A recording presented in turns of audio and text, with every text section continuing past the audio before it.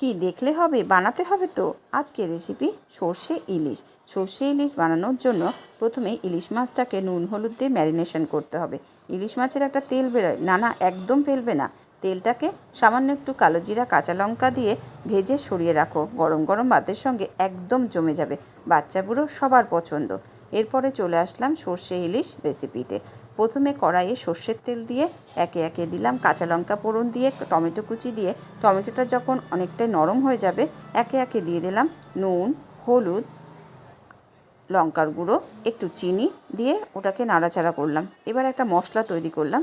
এখানে আমি ব্যবহার করেছি সাদা সর্ষে, পোস্ত, কাঁচা লঙ্কা আর দিলাম আমার নারকেলের ডাস্ট দিয়ে ওটাকেও গ্রাইন্ডারে মিক্সিং করে রেখে দিলাম। এরপর যখন টমেটো থেকে তেল বেরিয়ে আসবে তখন আমি মাছগুলোকে সুন্দর করে সাজিয়ে দিলাম। সাজানোর পরে ওপর থেকে আমি গ্রাইন্ডারে যে মিক্সিংটা তৈরি করেছিলাম সেটাকে দিয়ে দিলাম, দিয়ে স্টিমে রেখে দিলাম।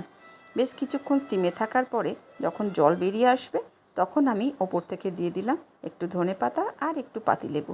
আবারও মিনিট 10 মতন স্টিমে রেখে দিয়ে চলো খাবার আগে নামিয়ে গরম গরম পরিবেশন। তো বন্ধুরা, রেসিপিটা কেমন লাগলো অবশ্যই কমেন্টের মাধ্যমে জানিও।